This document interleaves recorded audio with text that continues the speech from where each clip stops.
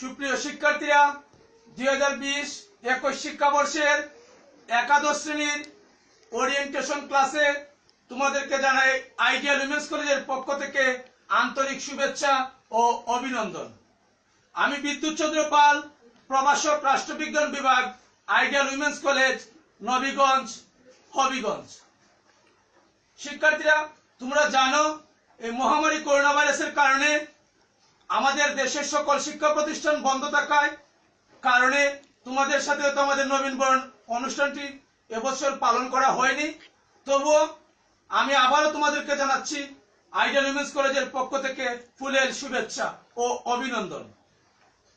আমি তোমাদের যে বিষয়টি পড়াবো সে বিষয়টি হচ্ছে পৌরনীতি ও সুশাসন প্রথম পত্র। বইটি হচ্ছে এটা পৌরনীতি ও সুশাসন প্রথম পত্র। এই প্রথম পত্রে আমাদের টোটাল 10টি অধ্যায় আছে। এই 10টি অধ্যায় থেকে 100 মার্কসের পরীক্ষা নেওয়া হয়। পরীক্ষা পদ্ধতির মানদণ্ডটা হচ্ছে 11টা সৃজনশীল প্রশ্ন থাকবে, তা থেকে তোমরা 60টি প্রশ্নের আনসার পরীক্ষার খাতায় লিখতে হবে।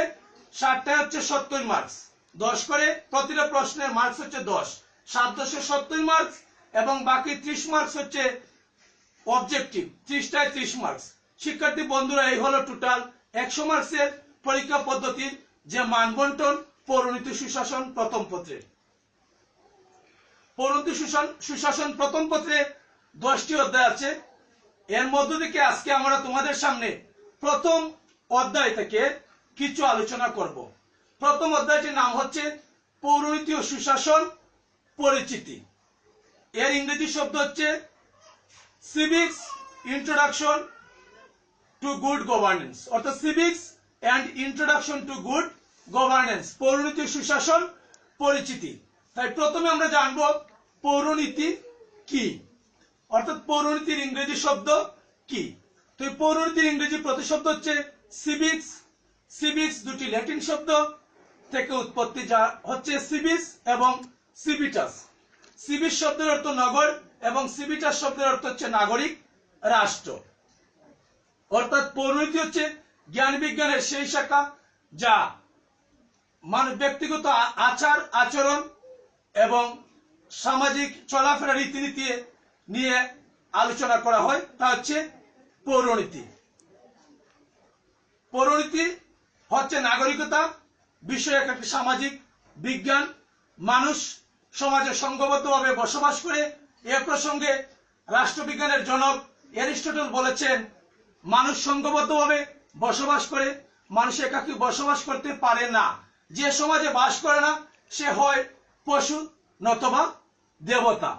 এ প্রসঙ্গে আরো সংজ্ঞা দিয়েছেন, যেমন অধ্যাপক এম হোয়াইট বলেছেন, পৌরনীতি হচ্ছে মানুষের বর্তমান, অতীত এবং ভবিষ্যৎ নিয়ে আলোচনা করে। পৌরনীতি সম্পর্কে FIW বলেছেন, মানুষের সকল প্রতিষ্ঠান, অভ্যাস, কার্যাবলী ও চেতনার দ্বারা রাষ্ট্রের প্রতি দায়িত্ব কর্তব্য পালন করা। পৌরনীতি এমন এক বিষয়ক বিজ্ঞান যেটা সমাজে মানুষের সাথে বসবাস করে। পৌরনীতি এমন এক বিজ্ঞান যা আয়তনে অনেক বিশাল, জনসংখ্যা যেমন বিপুল তেমনি আয়তনেও অনেক বিশাল। এই হচ্ছে আমাদের পৌরনীতি।